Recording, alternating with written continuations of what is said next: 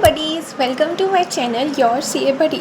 तो आज हम बात करने वाले हैं हमारे सब्जेक्ट इकोनॉमिक्स के बारे में, इकोनॉमिक्स की स्ट्रेटेजी के बारे में। सीए फाउंडेशन का एग्ज़ाम्स आ रहे हैं यार।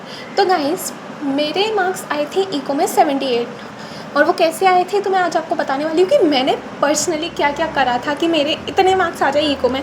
पहली बात तो ये कि इको मेरा फेवरेट सब्जेक्ट है, इसलिए मुझे मार्क्स आ गए। पर आपको क्या क्या करना चाहिए ताकि आप भी इको में एक डिसेंट मार्क्स स्कोर कर सको। पहली बात तो इको में आपको रीडिंग करनी बहुत इंपॉर्टेंट है, बिकॉज अगर आप रीड नहीं करोगे तो आपको पता नहीं पड़ेगा कि क्वेश्चंस कैसे हैं, कैसे सॉल्व करना है। मेन चीज़ आपको कॉन्सेप्ट बिल्डिंग करनी है अपनी, ठीक है।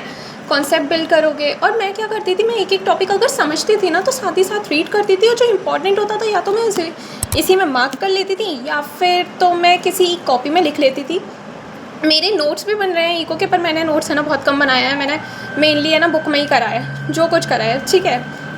और मुझे एक चीज़ अच्छी लगी कि यार इको में है ना थ्योरी नहीं आया, इको में एमसीक्यू बेस्ड आया है। तो मैं एमसीक्यूज़ को तो मैंने बहुत ज़्यादा प्रैक्टिस करा है। लाइक मैंने आईसीआई मॉड्यूल्स के प्रैक्टिस करे, और पीवाईक्यूज़ करे, आरटीपीज़ करी, एमटीपीज़ करी।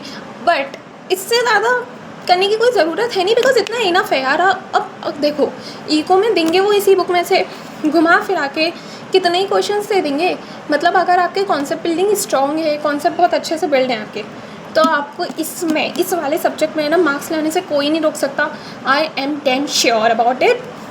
एंड सबसे इम्पॉर्टेंट यार, लेकिन रीडिंग तो करनी पड़ेगी। आई नो अब आपके पास इतना टाइम नहीं है कि आप रीड कर लो, लेकिन आपने आई थिंक समरी शीट्स तो बनाई होंगी, फॉर्मूला शीट्स बनाई होंगी, उन्हें प्लीज़ रिवाइज़ करो।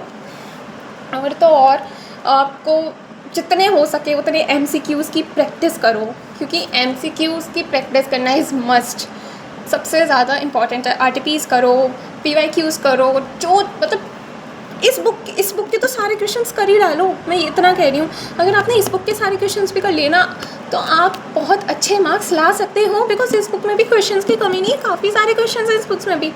तो यार मेरी तो यार ये छोटी सी स्ट्रेटेजी थी। आई होप कि आपको हेल्प करे आपके इको के एग्ज़ाम में। And that's all for today's video. मिलते हैं नेक्स्ट वीडियो में। So yeah bye bye and stay tuned for next video. Like ज़रूर कर देना, ठीक है। बाय।